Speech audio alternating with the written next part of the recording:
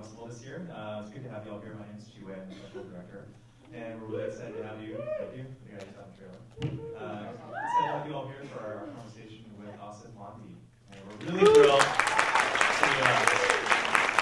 have here with us. I know a lot of folks saw today's special on opening night a couple nights ago. It's a great film. Aasif is in town to promote that film. And today we'll be talking a bit about that film and lots of other bits and parts about his career as well. Before we introduce Aasif and see some clips of him, I wanted to thank our sponsors for the afternoon. They are the Cred Foundation and the Wallace Alexander Gabodi Foundation, who are very supportive of the festival. I also want to thank our co-presenter for the afternoon, the Asian American Theater Company. So thanks very much to all these folks. And also, I just want to plug the festival. There's a lot of films happening all week. I hope you can join us for a lot more stuff. Today, there's, after this finishes, we have a whole day of stuff happening in the Japantown Peace Plaza just down the block. Some of you may have been there already today. We have bands and performances going on. We're going to have an outdoor screening of Enter the Dragon tonight at 8 o'clock. It should be pretty fun. And so please check that out.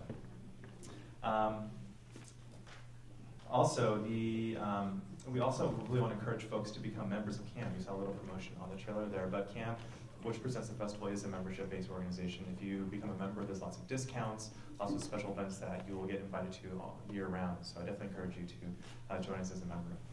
But for this afternoon, so on Thursday night at the Catskill Theater, we opened the festival with today's special, a wonderful, wonderful film written by and starring Aasif Mandvi, who is, this is his first time we've had him at the film festival, but we've long been admirers of him. And we're really excited to have him here this afternoon to tell us a bit more about his career. And before we bring him up, what we want to do is to start with a few clips. I think a lot of folks have seen him through the years in a lot of films and TV shows that he's been in, and we've assembled a bit of a highlight reel to refresh our memories of what he's done, and then we'll bring him up and start the conversation. And how we'll structure this is that we'll have a conversation for a bit, and then we'll open it to questions for the audience afterwards. So think of some questions for Aasif. So we'll start with some clips, and we'll be back. What about you? What's the first thing that you ever cooked? Samosas. Yeah. My brother and I, we used to sneak into the restaurant kitchen after school. We used to have this old cook. He was amazing. The way his hands moved, he was like a magician.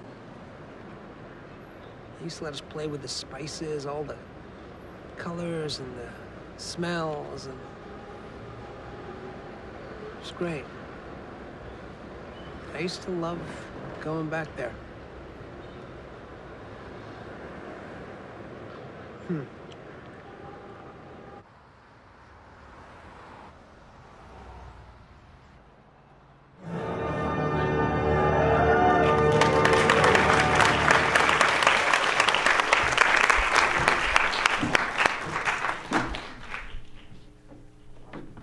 All right, please welcome to the stage Aasif Mandvi.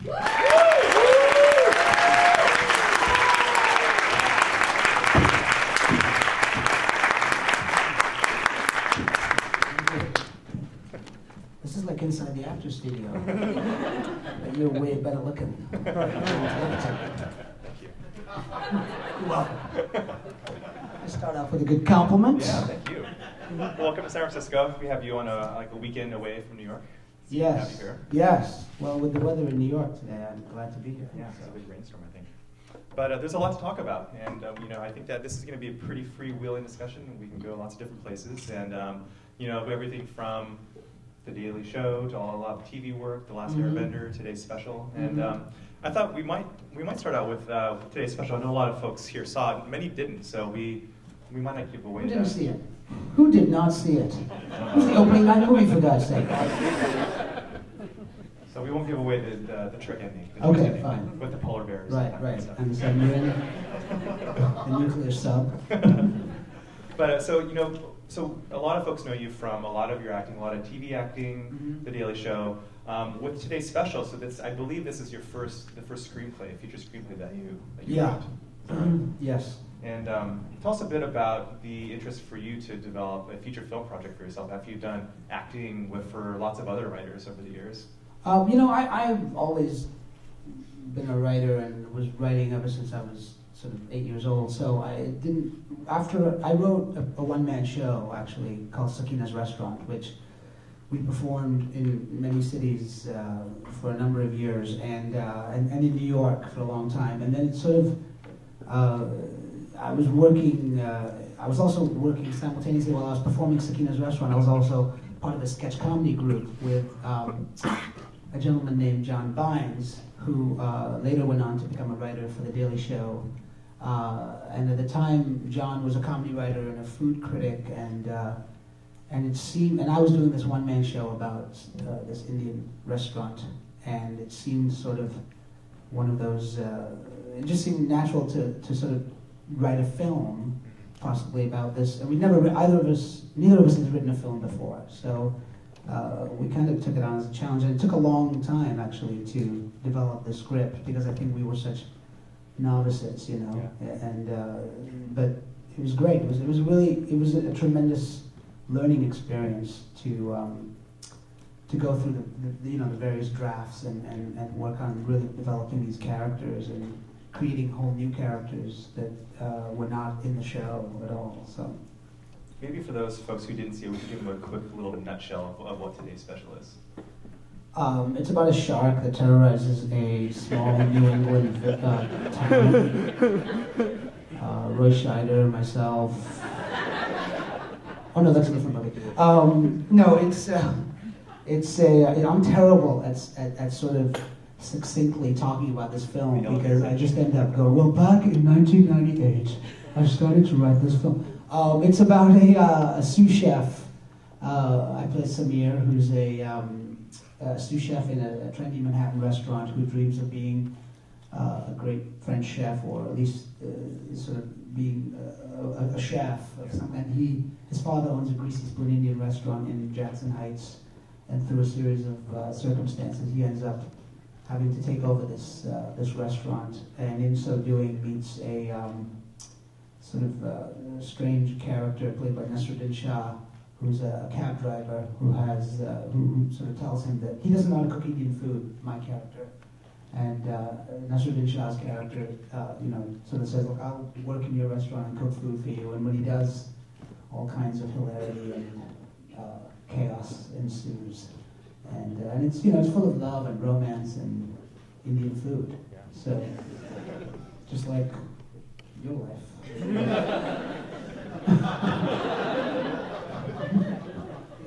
Not yours specifically, but you know what I mean. And so, going back, so Sakina's Restaurant, one-man show that you developed, and then, so I think my question I have actually is, what compelled you to want to do, first of all, a one-man show based on the story? Actually, where did the story come from? Oh. And why a one-man show? I'm a narcissist, and so I didn't really want other actors on stage with me. I always felt like it was hindering my performance. Having to wait for other people to say their lines was always a drag. So I just said, well, fuck that. I'm just going to write a play where I have all the lines, and no one else gets to speak. I know that, as I say that, I realize it's actually true. I said that as a joke, and then I realized, well, that's actually kind of true. No, but I think it came out of sort of a necessity. I came to New York as a brown actor, and that's not funny. And I did. And then I realized like they didn't really want any brown actors. They were like, well, there's no work for you. So especially not in TV and film at the time. So I was getting bit parts here and there, and then I started doing stand-up. And I kind of didn't really, I've never been a stand-up comic, and I've never really sort of gravitated to the idea of sort of standing up in a club at 3 o'clock in the morning in front of like 3 drunks, talking about my dad, doing impressions of my dad or whatever, so, and I was also trying to be an actor at the time, so I'd get up at like 5 o'clock in the morning and go stand in line outside Actors Equity to like audition for Pippin in Cleveland or something. And then I'd like be working in a stand-up club till like 3 o'clock in the morning. So it was ridiculous, it was crazy. So, and really I came from theater, and so when I started doing the stand-up, I started developing these kind of characters and I realized they weren't really characters that worked in a stand-up club, and they didn't really fit the stand-up format, but they did sort of, I wanted to flesh them out and turn them into real characters, and so it sort of developed organically into this one-man show, and then I started having these characters, and then I actually ended up studying with a teacher in New York, a wonderful teacher named Win Handlin, and Win is kind of one of those actors. I mean, his you know, the people that have come through his acting class are, you know, legendary. Everyone from Dustin Hoffman to Denzel to Raul Julia to Chris Walken, Joanne Woodward, on and on. But he had also developed a lot of solo shows with, most notably with John Leguizamo and with Eric Bogosian. So I went to him and auditioned for his class and said, look, I have this one-man show that I want to develop, and I'd love you to help me develop it. And he said, yeah. So, you know, we kind of started working on it, and then a few years later, he actually ended up producing it at his theater. He had an off-Broadway theater called the American Place Theater, and ended up producing it there. And you know, that's where that, and the rest was You ended up winning an Obie for it. We won 2 Obies. I won an Obie, and my director, Kim Hughes, also won an Obie award. So. Because in a way, so a one-man show, all the lines are yours. They are. And then with today's special, all these great lines you've ended up writing for other people. Other people. It's ironic, isn't it? It's you know, one thing about writing yourself, writing a movie where you are the lead, is that, and it's not something I anticipated.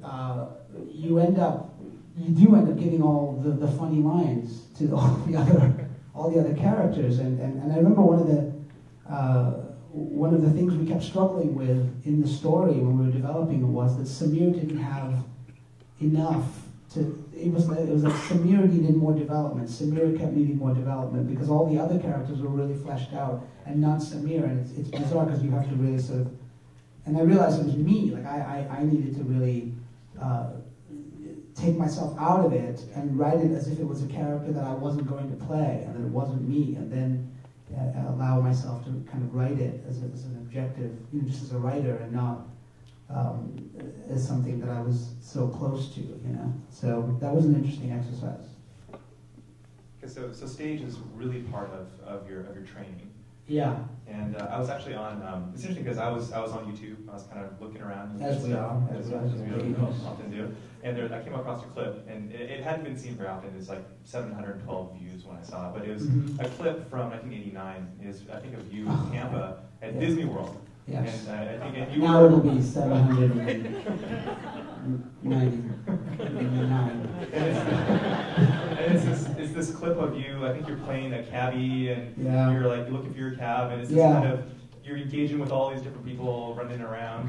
It's funny how life comes around like that, because in 1989, my first gig out of college was I got hired at the Disney MGM Studios in Orlando, Florida, to do basically street performance. And it was a great training ground just to do improv and comedy, and you know, it was like with no net. You just went out there and they gave you a character, and the premise was that we were like living in the 40s in Hollywood, and we were playing all these wacky, crazy characters, and I had this sort of this cab driver, this New York cabbie that I kind of created, and he would just harass people on the Hollywood Boulevard all day long, and he kind of sounded like Joey. He was like, "How you doing? How are you? Hang, hang." And it was like this parody of a sort of a 30s New York cab driver.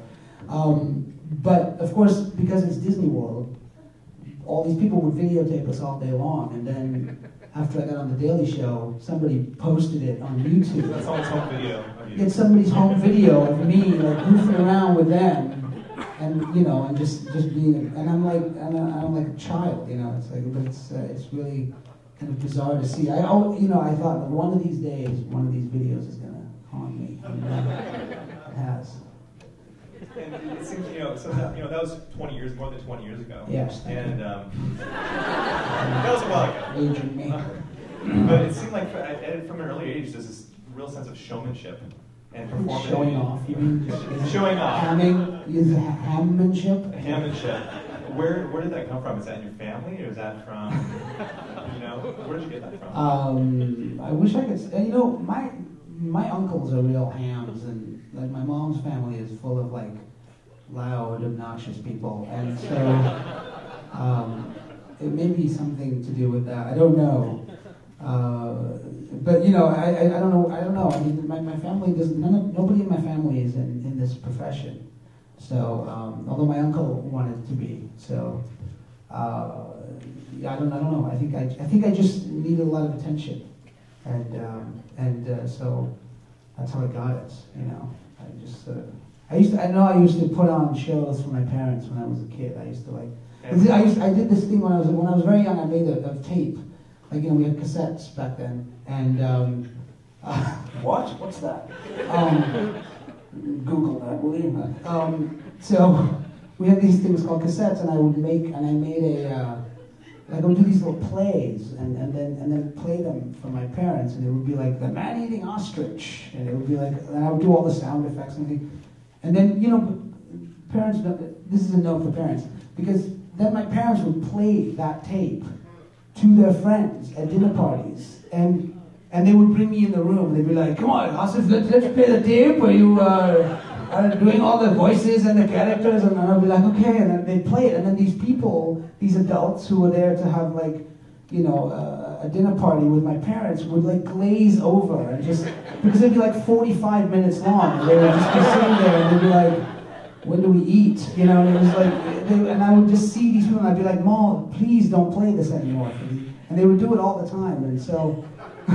Who did you make these tapes for? I made them for me, and sad. And then I would just, and I would play them for my sister, and she'd be like, "Please stop making these tapes." These are like stories that you conjured up in your head? Yeah, just stories I would conjure up in my head, and then just perform. I'd do all the characters, and I would like have back and forth. So I guess that was like my first sort of, one-man show. So.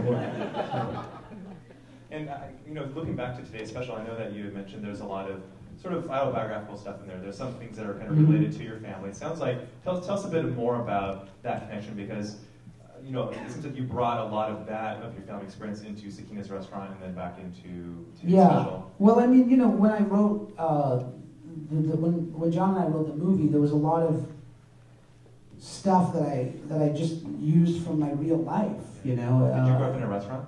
I didn't grow up in a restaurant. No, I grew up in a house. Why? Question? I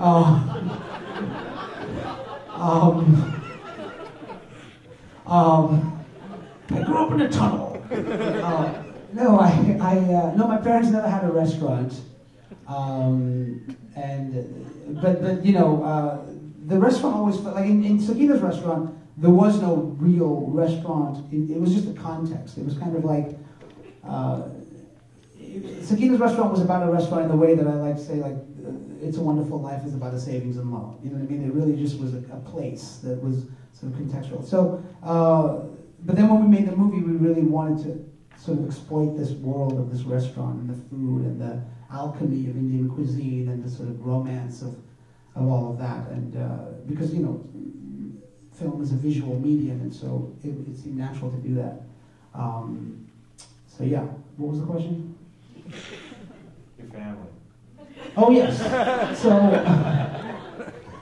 I was lulled. I was lulled by the sound of my own voice, just droning on and on. No, and so like but then there were all these stories from my family that obviously I'd grown up with and stuff, and they weren't necessarily even in Sakina's restaurant, but we kind of brought them to the film, and the story of like that mother tells my character about my dad, and all that. That's all true, like that really, and there was actually there was a couple of stories that Nasir tells as well, and Akbar tells in the film that I think they've been cut, but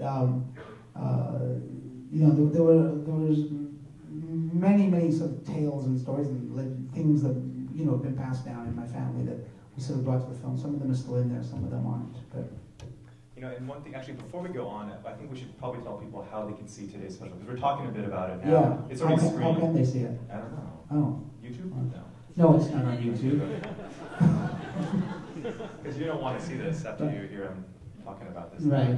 Well, we're releasing in September, October. Okay. So hopefully we'll be at a theater near you, or somewhere near your friends, or like somewhere.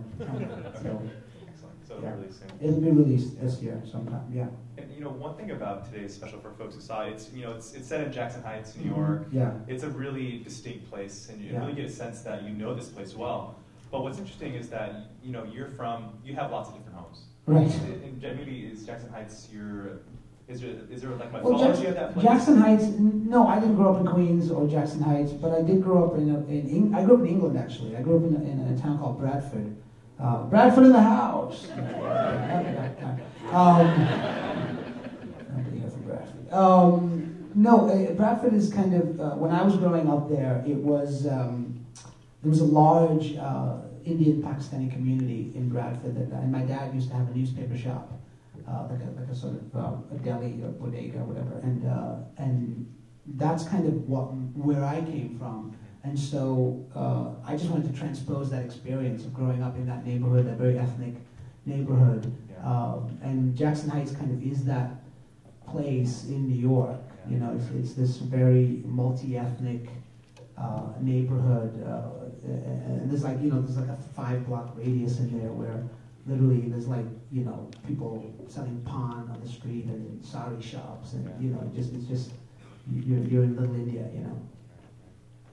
And so you were born in India, you grew up in England, Yeah. you moved to the U.S. Yes. As a teenager. Yes. Okay. Florida. Yes. Which was a real culture shock because I came from the north of England, which is Bradford is a real industrial, working class coal mining town, to Tampa, Florida. So it was funny because I actually thought my life was going to end up being like an episode of Flipper, and so what's Flipper? Google that. And so I thought I was going to be surfing every day and just like, on the beach. And but we ended up in Tampa, which is just full of old people.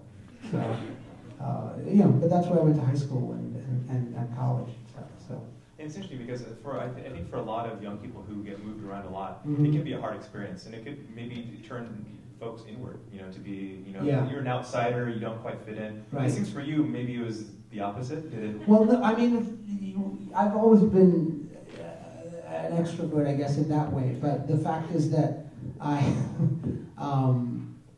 think that living in England and then living in the States, I think it's given me a perspective in terms of like I feel like I've lived in different places and I don't consider anywhere really my home, and it's all my home. So I feel like it's made me more multicultural in some ways. I have a very I feel like my adulthood has been in America, but my childhood was in England, and my cultural identity in some ways is Indian. So my home and the place where I was born. So I mean, there's definitely like a grumpy English man inside of me somewhere. So when you arrived in Tampa, you're this brown kid. Mm-hmm. What did they figured you were from the West Indies, or what were you like when you arrived? Yeah, well, they didn't know what it was really. I mean, I grew up in England where obviously there's a large South Asian population, and it was the 70s, and so it was a very complicated time. There was a lot of racism and a lot of there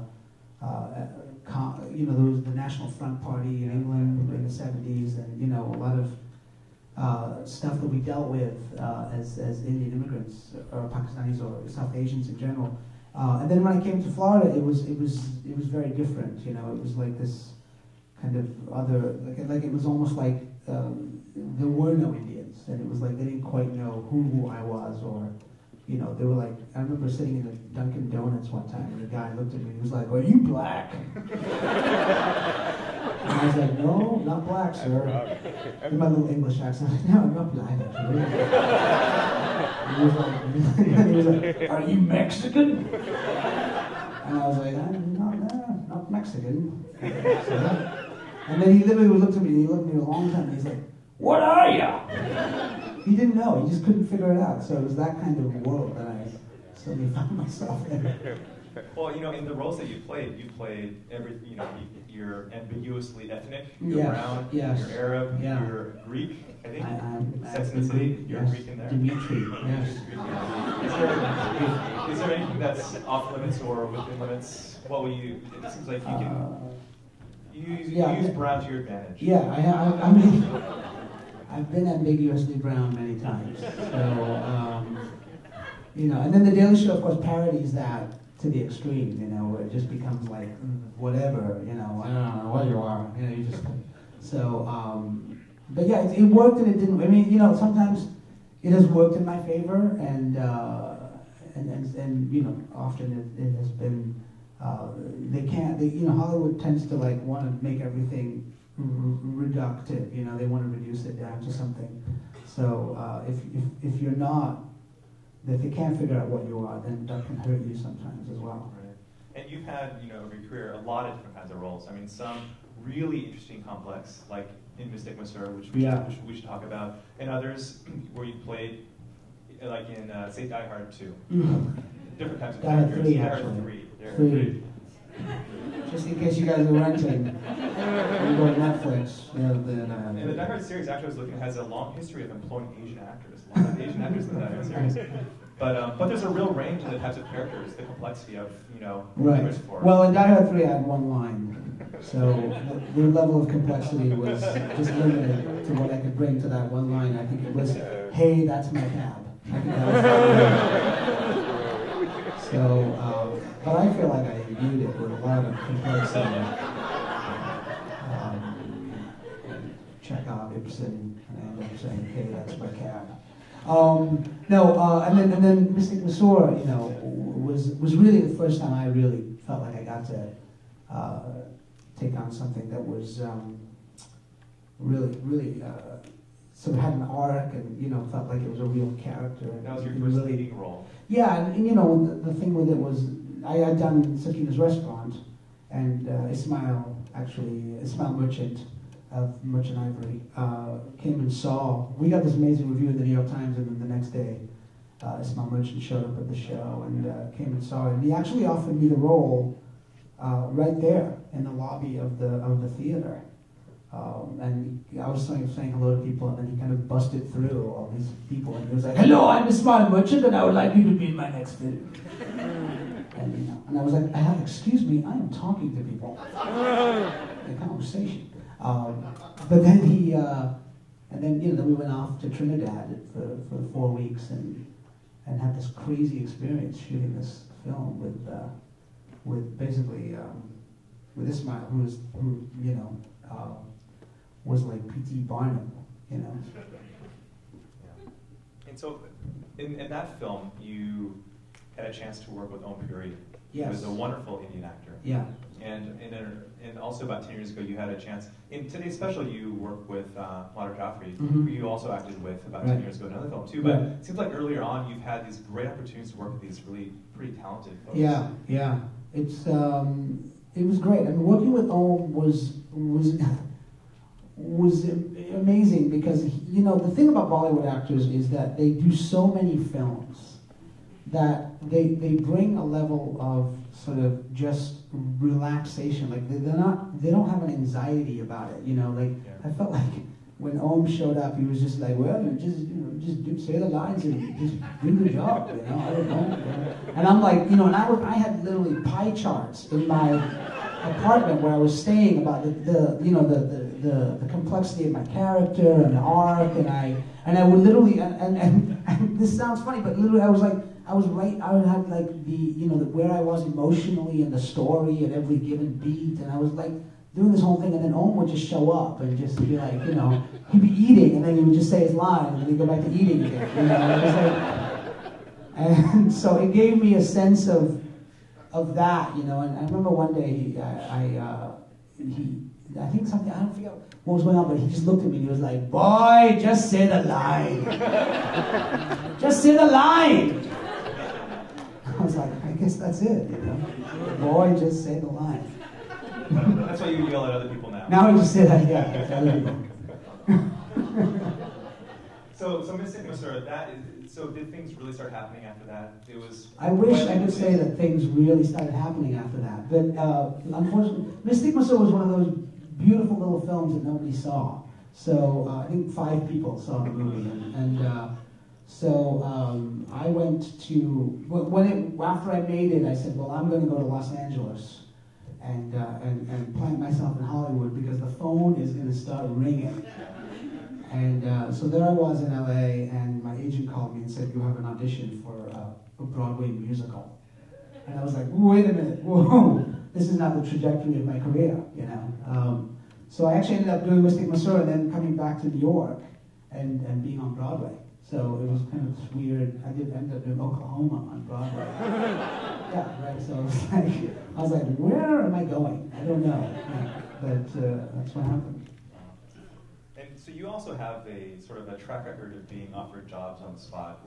So Ishmael Merchant comes to Sakina's restaurant, Yes. says, you're hired. Right. And then the same thing happened, sort of with the Daily Show. Except Ismail's was like, you're hired, and then a year later. Like, he didn't talk to me for a year after that. Like, he basically was like, you're hired, and then he would disappear. And then I would call him every few months and be like, am I still hired for that movie? And you said, like, yes, absolutely, we're just working on the script, you know. So it was like a year. But John, actually, I got this audition. They called me and they said, you know, my manager called, her office called and said, you have this audition for the Daily Show. And I at the time I was kind of having a really bad day, and so I was like writing a letter to my ex-girlfriend. And so, why did you leave me? What? No, I don't want to. You know, so it was like, but I thought that this was going to be one of those jobs that I had gone in for before, which was basically me just wearing a turban and flying around on a carpet, pretending to be some kind of weird Indian character or something. You know, and I was like, I'm not doing that. You know, no. And then they called back and they said, no, they actually want you to come in for a correspondent role. So I said, oh, okay. So I actually threw on a suit and tie, went down there and auditioned. And what had happened was that and this rarely happens, but they had written this piece for a Middle Eastern correspondent, and they didn't have a Middle Eastern correspondent. But Cordry was leaving, and Helms had just left, and so they were kind of in this weird transition place, and so they had me come in, and I went in there, and I remember I walked in onto the set, of course, and it's the Daily Show set, which I watched all the time, and there's Jon Stewart, who I also was a big fan, you know, and John was very nervous because he was like, okay, he didn't know who I was, and he'd never met me before, and he was like, you know, have you ever performed in front of a live audience before? And I said, you know, John, dude, I've been on Broadway. You know? and so he was like, oh, okay, great, you know. So then I did it, and I didn't know what I was doing. I just was like, look, it's the Daily Show, so I'm just going to do a Stephen Colbert impression. And so I just did like a Stephen Colbert impersonation. And then he just turned around and he was like, congratulations, welcome to the show. And I thought it was a joke, but he was like, you're on the show. And then it was like, you're on the show tonight. and so I didn't even have time to tell people that I was on the show. Because then I would like, you know, then contracts and rehearsal and blah, blah, blah. And then I was taping. And so then I go off for rehearsal. And, you know, at 4 o'clock, around 4:30 every day, we always tape we rehearse the show, and we tape around 6. And I go out there, and there's this guy sitting in the audience, and we never have guests at rehearsal, very rarely. It's usually just the producers and the writers and stuff. And there's this guy sitting there with a baseball cap, and he's got a kid next to him, like a teenage kid. And I look out, and I'm in the middle of this thing. It's my first time, and I look out, and I go, wow, that looks like Bruce Springsteen sitting in the audience. And it was Bruce Springsteen sitting in the fucking audience while I'm doing my thing for the, and I was like, what is going on? And then I do the show, and then Springsteen comes backstage and congratulates me, and I'm just waiting for, like, you know, Ashton Kutcher to jump out, you know, like, dude, you thought you had a career, you know. And I was just like, this is crazy, but, you know, yeah, and then John was like, well, that was great, and he was very happy with it. And then they just kept calling me back for these one-offs, and I would come back and do an occasional piece, and then I'd go off and do other stuff, whatever. And then they finally offered me a job, and then I've been there since then. You've been there for 6 years, is that right? No, I've been there since the first time I was on the show was 2006, so like 4 years. 4 years. Yeah. And so, there was an interesting comment at the opening night screen the other night where someone said they work for the South Asian Advocacy Group, I think. Yeah. And they're saying that what you do in 2 minutes is what they have, Right. trying to do. They can't explain in a whole pamphlet or Right. explain it. You have to really condense things down. Yeah. And I was just kind of curious because it seems like your presence on the Daily Show allows the show to do something that it cannot do otherwise. Well, I have to. I hate to analyze this because it kind of puts me in a weird place, but I think that what I do understand about it is that there is a perspective that I think having somebody who looks like me and comes from my ethnic background on the show, and that there's this sort of big ability to talk, to sort of sit on that cultural fence between the East and the West, and kind of speak to both sides of it, and be from both sides of it, which I think is rare in our culture and in our media, and doesn't really have a voice. So I'm not responsible for everything that I say on that show. We have a team of really, really funny writers who are way more responsible than I am most of the time. But what I do get to do is I think I get to sort of be the face of it, and often get out there and say things that the other correspondents couldn't say, or it wouldn't have the impact if they said it, especially dealing with the Middle East and dealing with different parts of the world. If Riggle got up there and said it, it wouldn't have the impact. And I think that's been really powerful, because the Daily Show, out of everything that I've ever done, the Daily Show is the most sort of, in terms of a cultural phenomenon, and the center of sort of pop culture, and really penetrates within the consciousness of America, and people actually listen to what we say, even though they're most of dependent it. on it. Well, yeah, I mean, it's kind of weird, because most of the time, I know how this stuff gets done, and most of the time it's just shits and giggles, you know what I mean? And we're kind of just up there making fun of things, but because we have the ability to sometimes put the lens in a place where other news organizations can't really put the lens, because we get to be the person sort of calling bullshit. We're in the back of the room going, wait a minute, hypocrisy, and that gives us a lot of power and leverage. And also because we're there just for laughs, it gives us a lot of freedom. We're not actually beholden to the news in an ironic way, even though we are reporting it. So, I mean, is there an art to make it something funny, have something serious? Well, I mean, it's something that you do a lot on the Daily Show, and finding humor in things which may not be so humorous. Well, I mean, it's satirical, it's satire, and it's sort of often, a lot of what I've done on the show sometimes is kind of like gallows humor, it's sort of this taking a very dark thing or a very tragic thing, there's a piece I did once about Iraq and all the images of the casualties in Baghdad, and sort of, I was sort of showing a pie graph or some kind of graph, and then cutting to the actual images of it, and then John would be like, no, we can't see that, and then I'd go back to the graph, and it was kind of a comment on the sanitization of this of the war, and turning it into just numbers and graphs and dots on the screen, and as opposed to real bodies, and so stuff like that is funny because, but it also allows me. I think it allows us to really tackle some really dark issues on the show, especially because of the position that because of that cultural thing, and because I'm reporting often on the war in the Middle East and whatever. Right. I mean, before the last election, when Obama was elected, Daily Show was so important.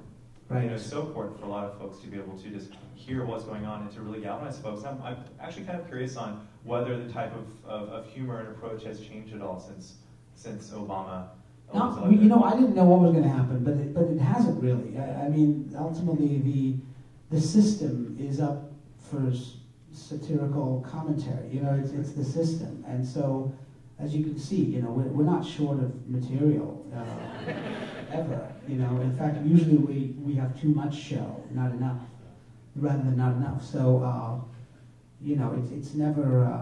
I didn't know.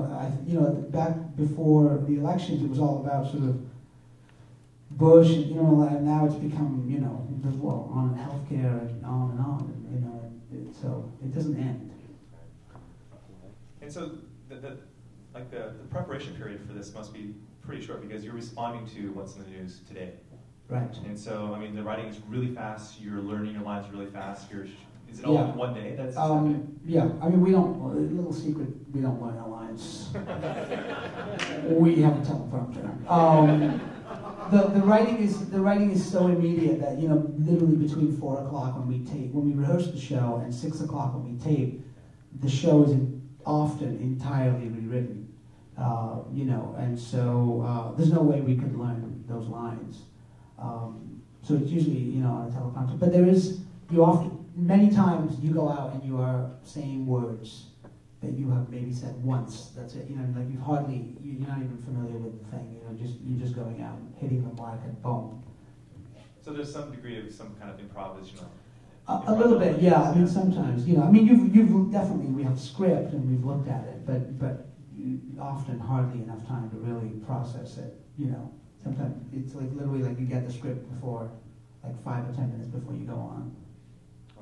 And so on the Daily Show, you play a foreign-looking correspondent named which Aasif is weird Mandvi. Because I'm not foreign. Yeah. But you use your own name. I use my own name. And is that the same person as you that we saw on the that's screen a good a few question. minutes ago, or is it?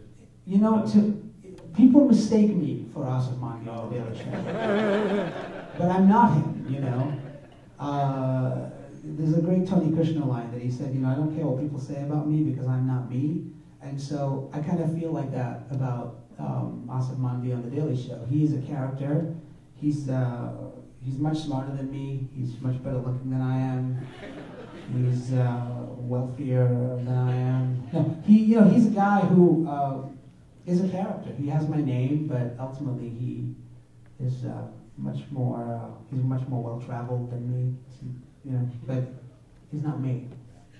And how about your politics? Because I mean, there's obviously a certain type of politics and approach to look at media in the U.S. that The Daily Show has. And is that something, you know, has your politics changed or evolved or adapted since you've been working on The Daily Show? My politics hasn't changed, but it's certainly, it is a gift to be able to hang out with those people at that show every day. I mean, they are, you know, I mean, I was never a political artist until, well, then after 9/11, I think someone who came from a Muslim family and stuff, there was a kind of politicization that happened to me that I suddenly realized, like, oh, I need to say something or do something or, you know, address something. And then The Daily Show kind of happened, and now I get to hang out with these really smart people and funny people, and just to be part of that, I think hopefully rubs off on you in some way, you know, and you know, just hanging out with them. I mean, they are, it's really kind of unbelievable because they attract some of the creme de la creme, I think, of like comedy writers, you know, and it's hard to do what they do. And you know, what we do as correspondents is often we will pitch ideas. So I'll come in and I'll be like, oh, you know, most of it doesn't get on the air, but every now and then you pitch an idea and they'll pick it up, and then you go work with a couple of writers and put together the piece, you know. And it's amazing, like how fast they work. I'm always amazed at how fast our show is put together in a day. Are there any favorite, you know, skits or any favorite sequences that you've done on The Daily Show? There's quite a few of them. You know, I've done so much stuff now that, like, you know, there's some stories that I really enjoyed doing. You know, the one that you showed the clip of, actually, which was the first time I was on the show. That was a great story, and I think it was one of the smartest written pieces that I ever did. you know, I did a piece last week actually that I went down to DC, and it's going to be on Monday, and went to the Healthcare Insurance Executives Convention. And I dressed up as Batman. So that was fun. I almost got arrested dressed as Batman. You know, you sit around for weeks on end, and then you get to do that. So, you know, it's not too bad.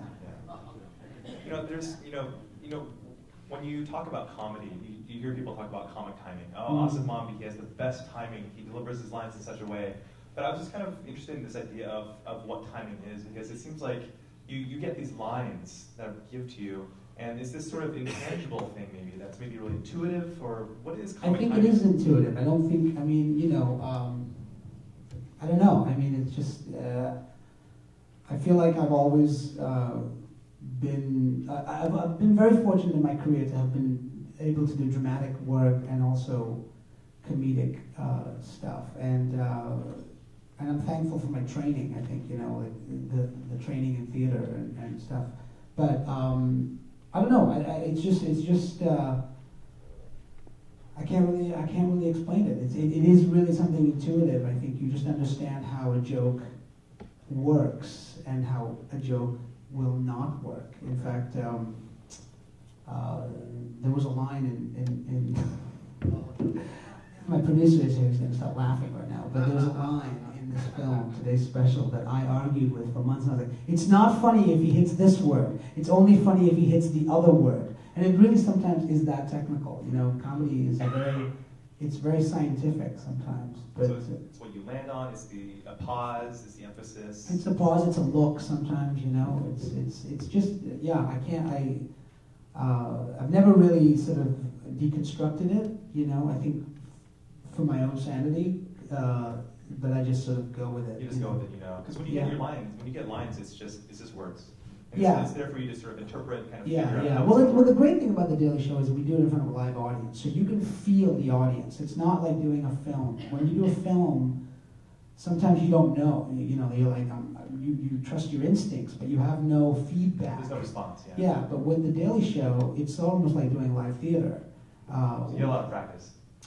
Yeah, well, I mean, you know what the audience will tell you. Like, there are times when we have gone out there, and there was a piece I did recently where I had a line that we were laughing at in the rewrite room, and Jon thought was really funny, and then we went out there and did it, and it just landed flat. Like, nobody laughed, and Jon started laughing, and then they cut away from him to me, and it just was a single on me, so it just looked like I said this line and no one laughed, you know. But meanwhile, Jon is like hiding behind his blue sheets of paper, just like giggling. You know, and then there are sometimes things you say and you didn't know that they were going to be that funny, and they are, or it's just a look that you didn't. You know, there are times when I've done things where Jon has said something and then I've just held the look and not said anything, and that gets the biggest laugh of the piece. You know, it's not anything that's actually written. You know, Woody Allen once said, like, I used to do comedy, and I used to go up and write all these great, really funny jokes and do it, and then nobody would laugh. And then he said, one day I just realized, like, audiences don't really care about, like, jokes. They just want you to be funny. Right. And, you know, and he's like, once I realized that, then I could just go up and read the phone book, and people would laugh, because I was funny, you know, and it's kind of that.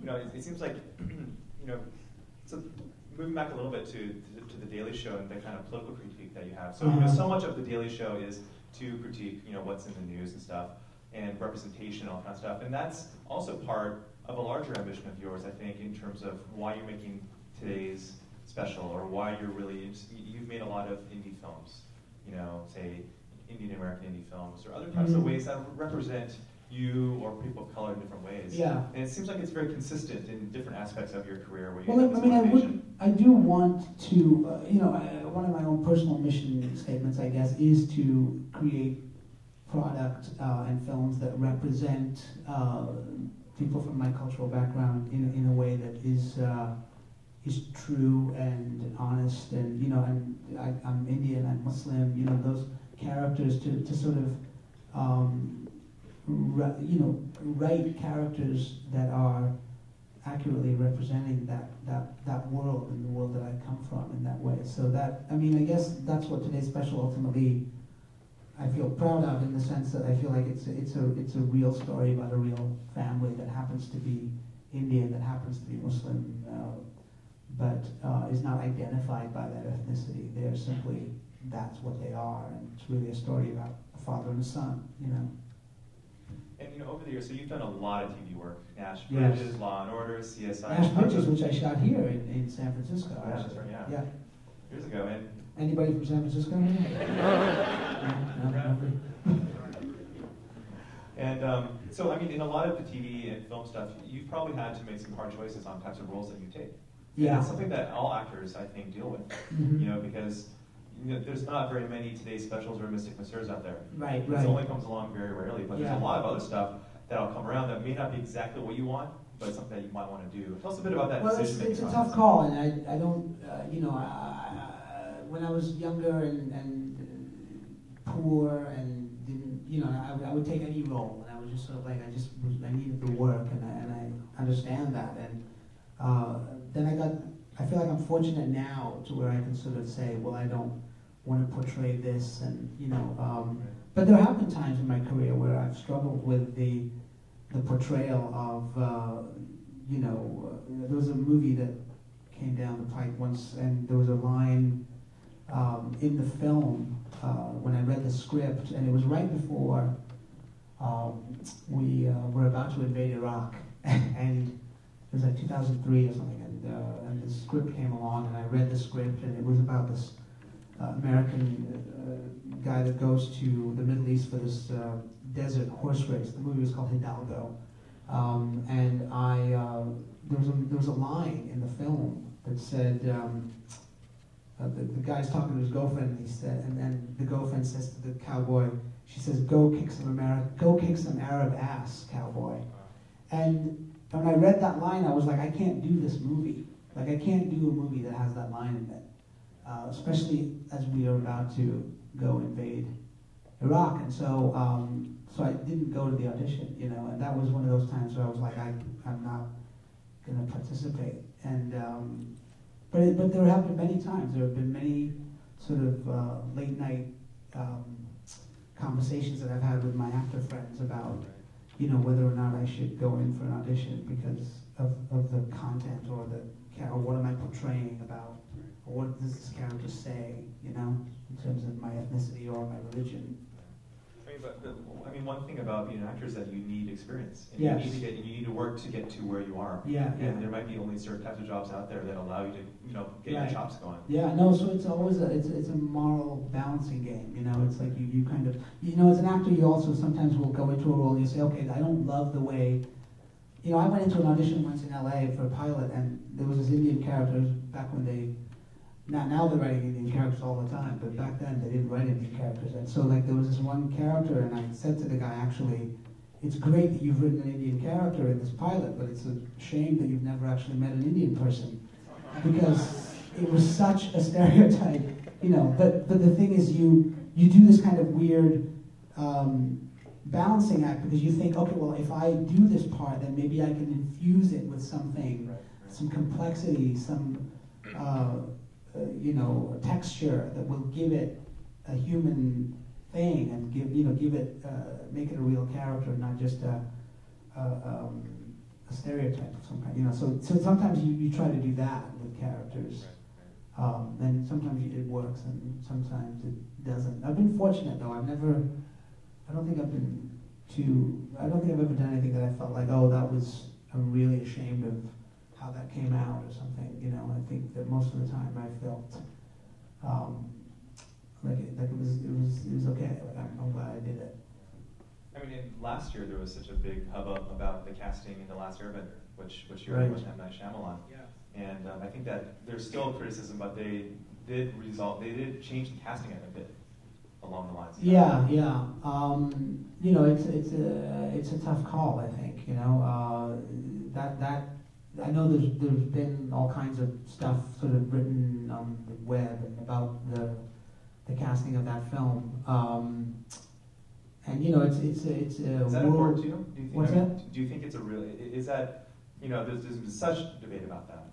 And Right. is this something that you think has been really important for that discussion to go on, or is it? I don't know, because I think, you know, once the film comes out, I think we'll see how it sort of plays out. I think that Knight was probably in a weird position with that, because either way he was going to get criticized, because he's creating a world, a fantastical sort of fictional reality, and there's a representation of all people from all parts of the world, and so you know, what slot do you put people? You know, it just becomes like, you know, who do you cast and what ethnicity do you cast in what particular world within that fictional world that you're creating, and wherever you put, whoever you make the villains, you know, those people are going to be upset, I guess. You know what I mean? So it's kind of like I think it was.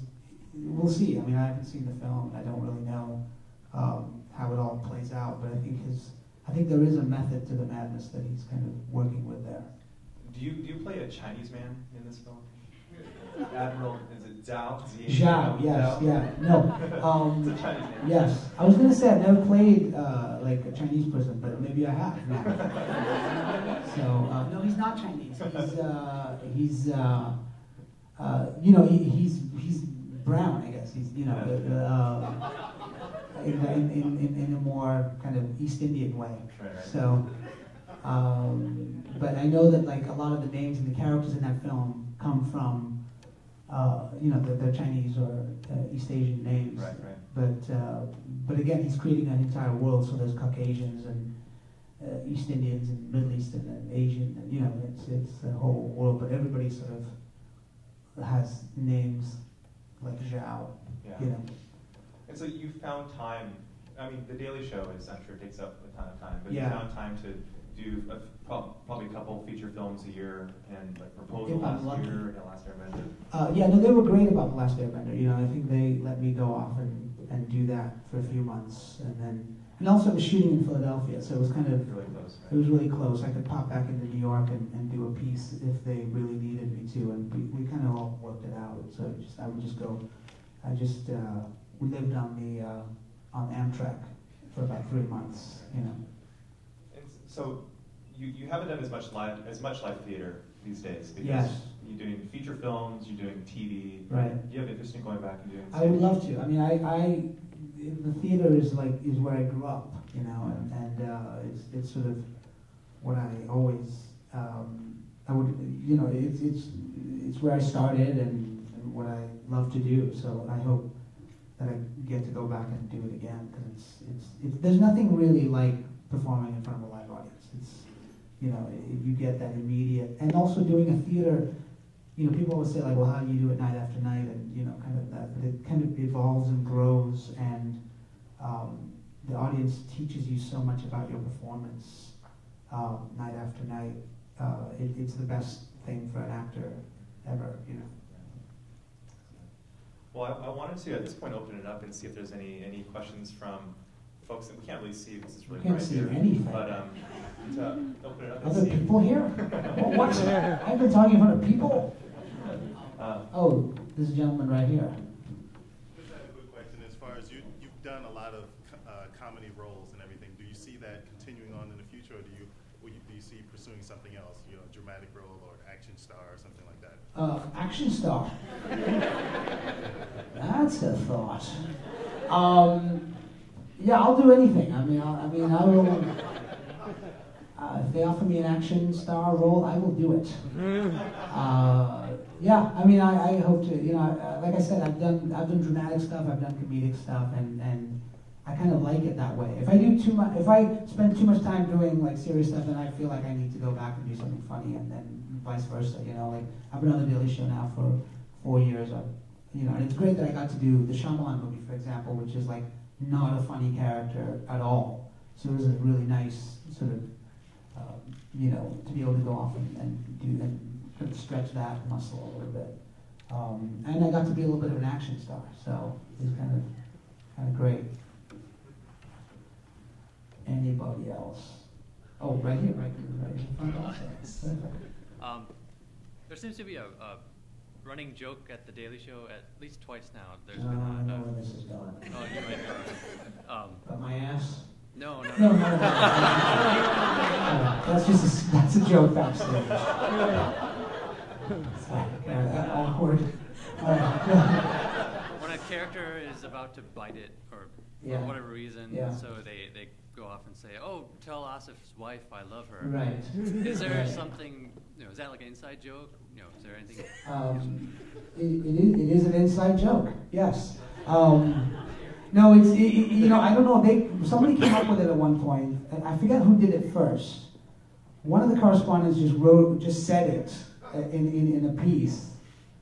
It may have been Oliver. I don't know, but it was one of the guys, and they said, "Oh, tell Aasif's wife I love her," and then it sort of became this running gag where every time something would happen, then they would say, "Tell Aasif's wife I love her." And recently, actually, John did a thing on the show where he had a puppet, it was like a glory hole thing, and the puppet came through the hole, and above the hole it says, "Tell Aasif's wife I love her," like graffiti.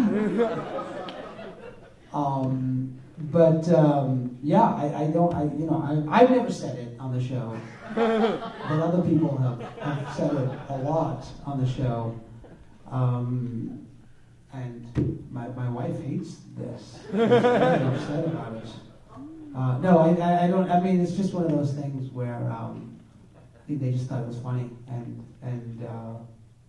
so they just keep doing it now. You know.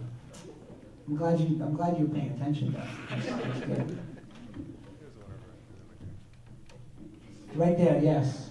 So you talked about growing up in England and then moving here. Yeah. I was just wondering, the class and race politics are really different in both places, especially for South Asians. And I'm just wondering if you thought about doing work there now.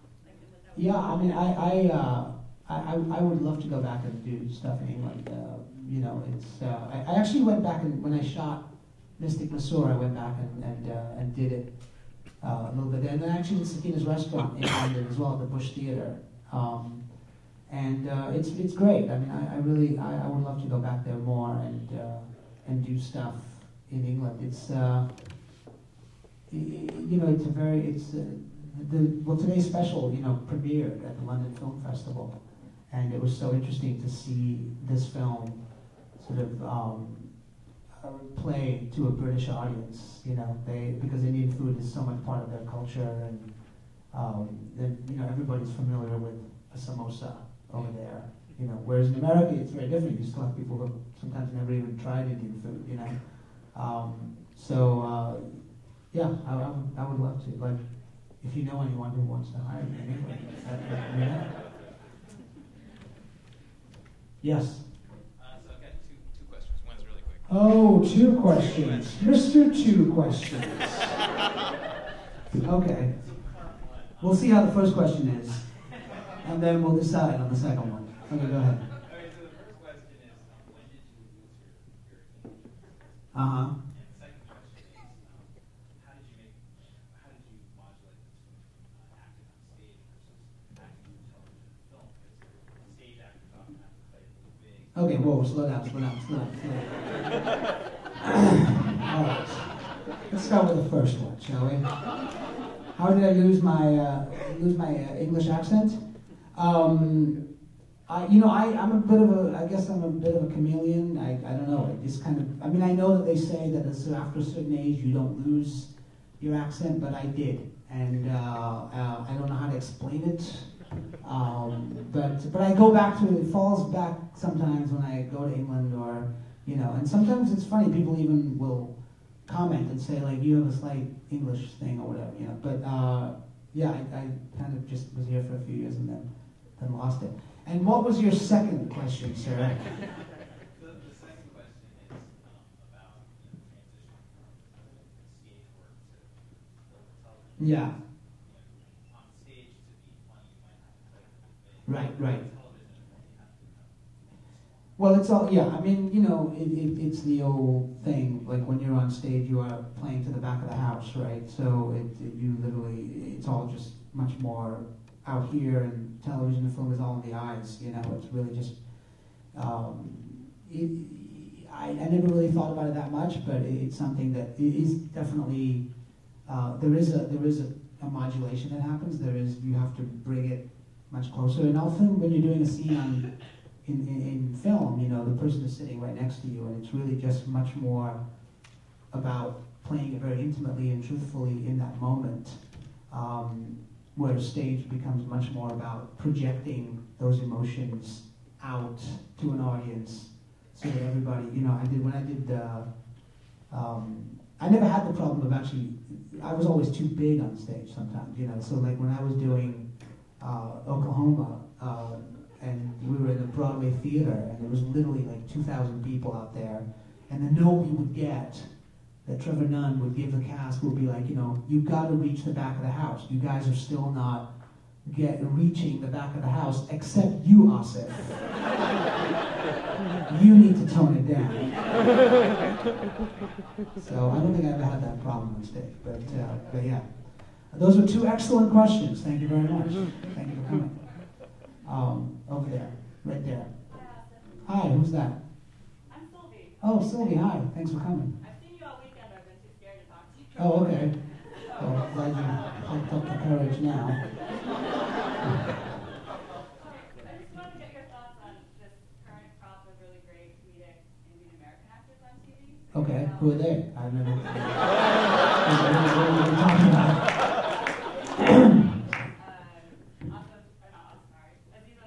Uh-huh. They're pretty much representing for the Asians all these great Indian American Right. actors. I just want to get your thoughts on that, on you being a part of this. Well, it's terrific. I mean, I think the fact that Aziz is on that show, Parks and Recreation, is great. I think he's a really funny guy, and I've seen his stand-up. And, I think that it's about finding a comic voice, and having a presence in that way. Who was the other people you mentioned? Because I don't know any of these people.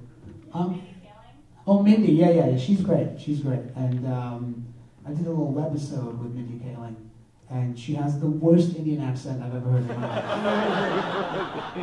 I was like, what the hell is that? You sound like you're Spanish. She's like, I can't do an Indian accent. I was like, you're out of the club. You are out of the club. No, but it's great. I mean, Mindy is very talented. She writes, for The Office as well, and yeah. I mean, I think it's a good time to be not white. Good time. Watch out, white people. In the back, yeah, there, right there.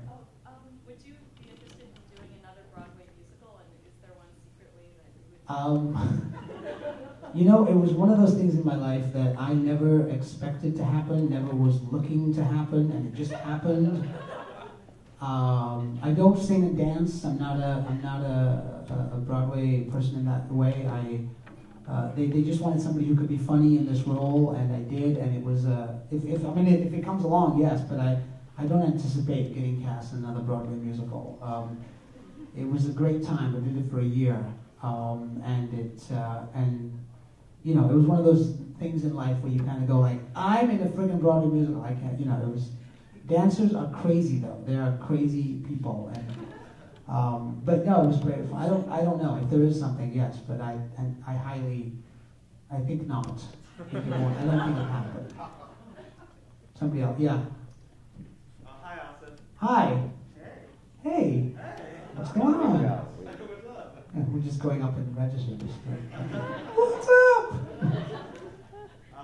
I just wanted to ask, what was for you the most interesting or most inspiring experience? Something that keeps you going. Jesus. There's always one. I know, that's a really interesting question.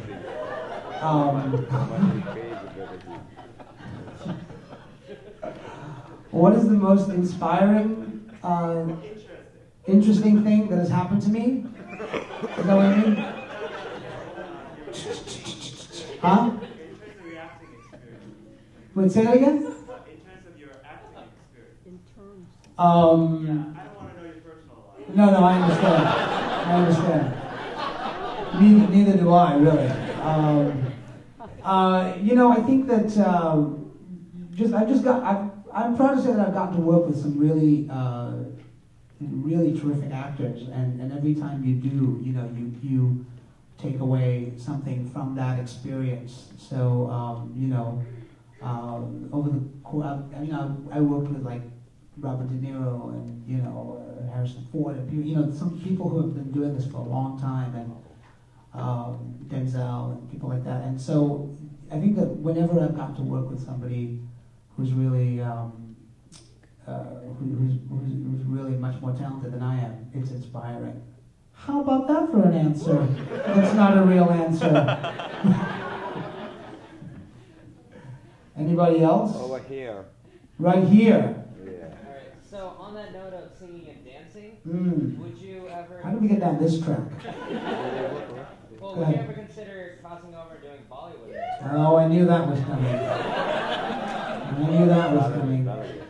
You know, if somebody offers me a Bollywood movie, I will do it in a heartbeat. But nobody has, and you know, so yeah, I guess I don't really, like I said. But you don't have to sing and dance, and you have to dance, but not really sing. I could just get somebody to dub my voice in the Bollywood movie. But you do have to have sort of dance training, I guess, you know. But yeah, if they want to cast someone who can't dance and can't sing, yeah, they can hire me in the Bollywood movie. I think I'd be a good villain, though. I'd like to play a villain in a Bollywood movie. Anybody else? Are you leaving? Bye-bye.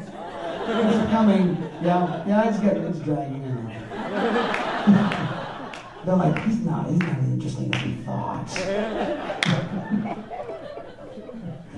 The movie was really good, but he's kind of dull. Right here. Hi.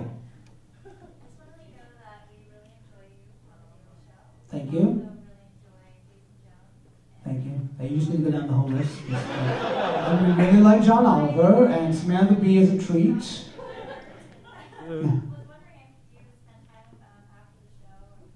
If we all hang out. Like a Daily Show cast. You think it's like David Schwimmer and Jennifer Aniston, like all just hanging out? No, I don't hang out with them. I've never met Jason Jones. I've never met him. I don't like him. No, we don't. It's rarely if I see them out. You know, sometimes I run into John Oliver on the street, and it's awkward. It's just, we have nothing to say to each other. We're just gonna nod and go like, "Yep, you're on the show. I'm on the show." No, we don't. We see each other at work. That's kind of it, and then we go off and hang out with people. You know, Jason and Samantha are very busy because they have like 11 children or something. It's ridiculous. Like they have more kids than anybody I know. But they're off in that, and Wyatt sleeps a lot. He's mostly sleeping. And Oliver is English, so he's too good for all the rest of us. And then Riggle is dangerous, so I never really hung out with Riggle too much. But no, we don't hang out. We're friendly and we hang out at work, but not outside of work. Does that answer you? This is a very long answer to a very sort of like simple question, right? Anybody else? Yes. Well, your parents seem to be fairly supportive, showing all your cassettes. How did they feel about you going into this as a profession? You know, my mother actually was quite supportive actually for an Indian mom. You know, I don't think she ever thought I would take it on as a real career. But she always encouraged me to do it. And when I came when we moved from England to the States, I wanted to take art in high school, and then she was the one who was like, but you love drama, so take drama, no? So I was like, all right, I'll take drama, you know. And then I took drama, and then of course that, you know, and then next thing I know, I'm like a drama major, a theater major in college. So my mother was always relatively supportive, and my dad was just kind of like, you know, don't come to me for money. Just do whatever you want, just don't bother me for money. Because I don't have any. You know, he was like that. So, and you know, but now they're very, you know, now they are obviously very proud, and they get to, you know, ironically, they get to come and see a movie like Today's Special and see themselves portrayed on screen. So that's kind of a weird thing for them, you know, I think.